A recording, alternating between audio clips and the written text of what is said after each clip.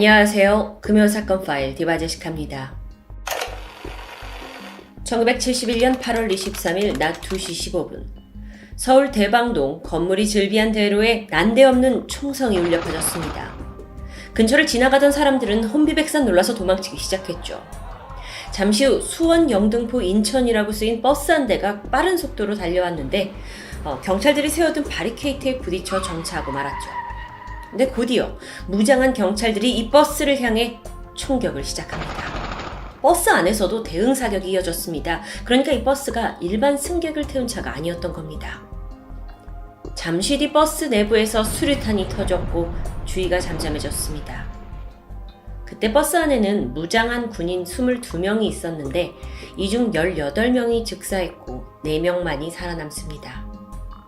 대난, 서울 한복판에서 벌어진 유례없는 총격전. 사건 직후인 오후 3시 간첩대책본부에서 공식 발표를 진행했습니다.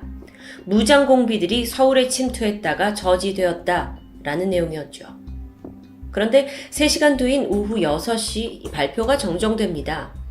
국방장관이 직접 전한 내용은 공군의 관리 아래 있던 특수범들이 격리 수용된 데 불만을 품고 탈영한 거라는 설명. 그렇게 이 정부 발표 이후 사람들에게 그날은 단순 탈영범들의 총격 사건으로 기억됩니다. 그로부터 30여 년이 지난 1999년과 2003년, 이 사건을 모티브로 한 동명의 소설과 영화가 개봉하면서 그동안 숨겨져 있던 진실이 드러납니다. 책과 영화의 제목은 실미도. 이 사건의 씨앗으로 볼 수 있는 건 1968년으로 거슬러 올라갑니다. 6.25 전쟁 이후에 남북관계에는 크고 작은 충돌과 긴장의 연속이었죠. 그러던 1968년 1월 21일 31명의 게릴라 북한 부대가 청와대를 급습하는 사건이 발생했습니다. 다행히 작전은 실패로 돌아갔지만 31명의 북한군 중 유일하게 살아남은 부대원이 있었는데 김신조라는 사람입니다. 그는 체포되었을 당시에 기자들한테 이렇게 외쳤죠. 박정희 모가지 따러와 수다. 이 말은 온 국민에게 큰 충격을 안겼습니다. 그리고 그 충격은 박정희 대통령도 마찬가지였겠죠. 분노한 박 대통령은 북에 보복할 목적으로 대한민국의 북파공작 부대를 결성하는 것을 승인했습니다. 그러니까 이들의 목적은 북한 김일성을 암살하는 것이겠죠. 그렇게 시작된 이 특수부대의 본부는 인천의 작은 섬 실미도에 꾸려집니다.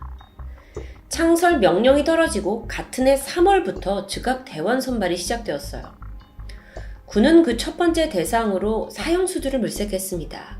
그러니까 만약 작전이 실패하더라도 비밀에 붙여서 뒤탈을 막기 위해서였는데요.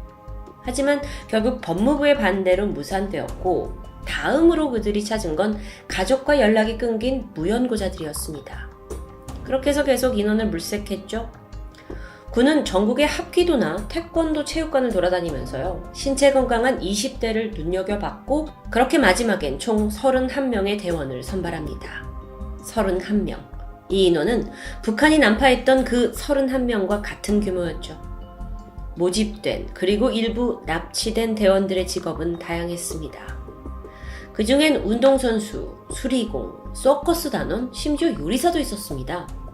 이렇게 특수부대에 오랫동안 훈련받은 군인이 아니라 평범한 직업을 가졌던 사람들까지 선발된 데는 이유가 따로 있었습니다.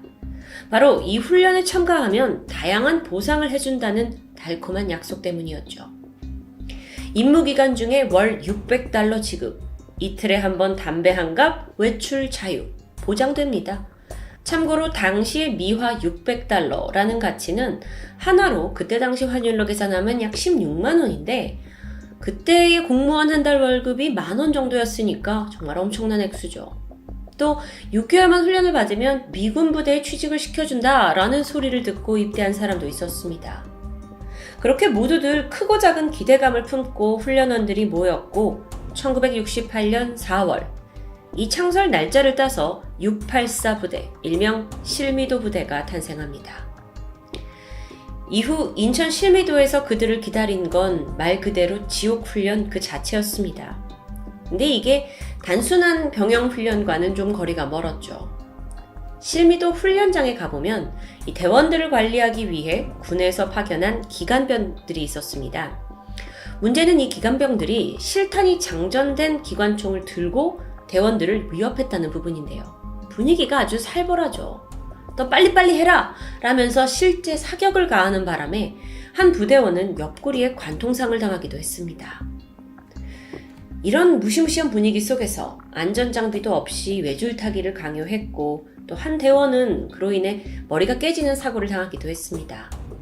훈련을 제대로 소화하지 못하면 인간 이하의 대접과 온갖 폭행을 당하기 일쑤였고요. 하루 일과를 좀 살펴보면 새벽 4시 30분에 시작됩니다. 그리고 훈련은 오후 5시까지 이어졌죠. 저녁 6시 10분부터는 정신교육이라는 명목하에 구타가 이어졌는데요. 이들은 정말 24시간 내내 무장한 기관병들의 강력한 통제와 매서운 감시 속에서 살아갔던 겁니다. 근데 문제는 사실 이런 고된 훈련만이 아니었어요. 처음 지원했을 때 준다던 $600는커녕 매달 고작 3,200원 정도의 봉급을 받습니다. 이마저도 3개월이 지나서는 받질 못했죠. 외출도 자유롭지 않았습니다. 이렇게 실미도 부대의 상황이 매우 열악했는데 놀랍게도 대원들의 능력은 그야말로 일취월장이었습니다. 특수부대라는 이름에 맞는 그 훈련 때문이었을까요? 대원들은요, 산악 6km 정도 구간을 26분 만에 완주할 수 있었고요. 이건 그 북한 김신조 부대의 속도보다 1분 빠른 기록이라면서 군이 기뻐했죠. 대원들이 사격을 하면 명중률이 거의 100%에 가까웠다고 합니다. 시간이 지나서 훈련 1년차가 되니까 군 부대의 그 경계를 뚫고 서울 오류동에서 경북 의성까지 210km를 들키지 않고 침투하는 모의 훈련에 성공하기도 했습니다. 극도의 지옥 훈련도 이겨낸 대원들, 이때쯤 되니 자신감이 그야말로 하늘을 찔렀다고 해요. 이제 북한에 침투해서 김일성을 암살하는 건 시간 문제라고 생각했습니다. 그 목표가 이 부대의 존재의 이유였으니까요. 그리고 마침내 이 모든 작업이 끝나면 자유를 얻어서 포상을 받고 실미도를 나갈 수 있을 거란 희망이 부풉니다. 그렇게 1969년 10월 대원들은 드디어 북한으로 향할 준비를 하고 있었습니다. 무기와 폭약으로 무장을 한 채 서해 최북단에 위치한 백령도로 향했습니다. 그리고 거기서 막사를 꾸리고 평양으로 침투를 하라라는 군의 명령만을 기다리게 되는데요. 사흘이 지나도 아무런 소식이 들려오지 않았습니다. 그러다 마침내 고대하던 명령이 떨어지는데 돌연 실미도로 복귀하라는 작전 취소 명령입니다. 너무도 예상치 못한 소식에 대원들의 사기가 떨어지는 건 물론이고 묘한 불안감으로 변하기 시작했죠. 우선 작전이 취소된 이유는 당시 한반도의 안보 정세가 급격하게 변했기 때문입니다.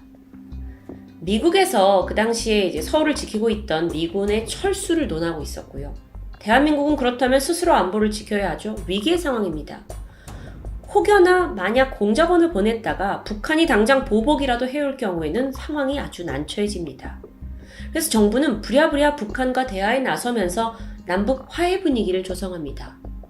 이런 정치 외교적인 분위기 속에서 지난 몇 년간 오직 김일성 타도만을 목표로 삼은 이 실미도 부대는 그 존재의 이유가 사라지는 겁니다. 순식간에 누구도 책임지지 않는 애물단지로 전락한 거죠. 이후 정부의 방치 아래 시간은 속절없이 흘렀습니다. 처음 약속된 훈련 기간 6개월은 이미 지난 지 오래고요. 어느덧 3년 차에 접어들었죠.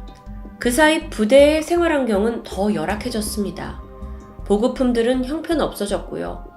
사실 방치된 부대에 좋은 걸 보낼 필요가 없다고 생각했던 모양이에요. 식사는 개밥 수준이었다고 하네요.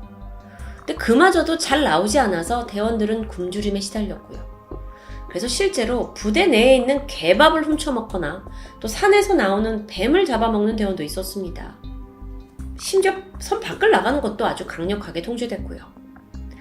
그야말로 섬에 갇혀서 대접도 못 받고 돈도 못 받고 딱히 임무도 없는 답답한 상황.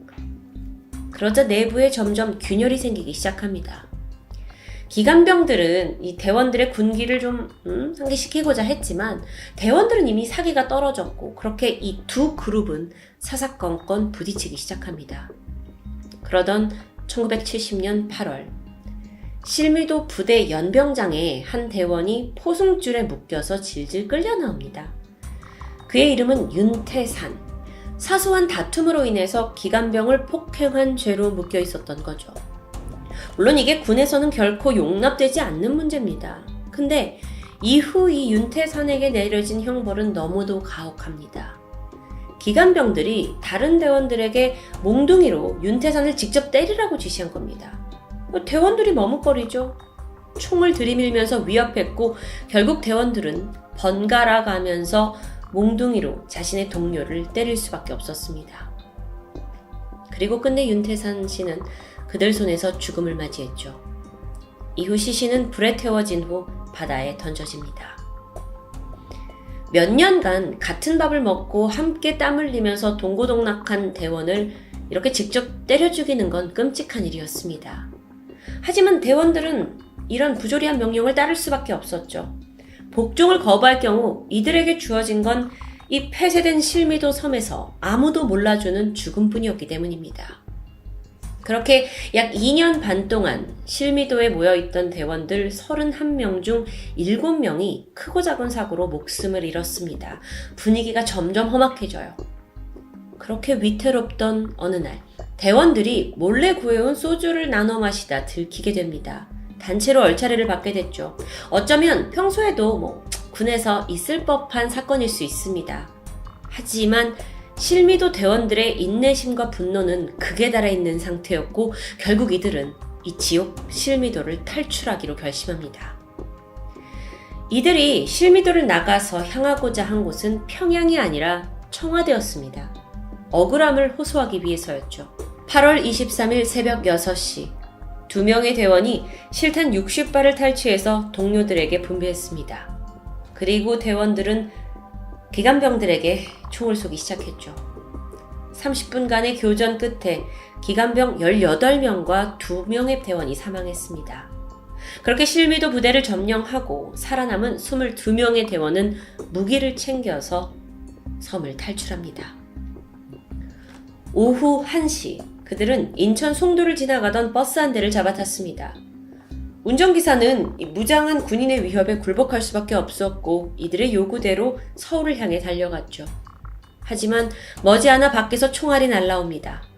탈영 소식을 알게 된 육군이 바로 뒤쫓아온 겁니다.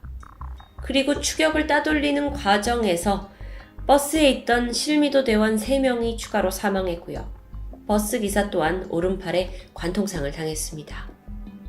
이후 다시 서울로 향하던 이들은 또 다른 버스로 갈아탑니다.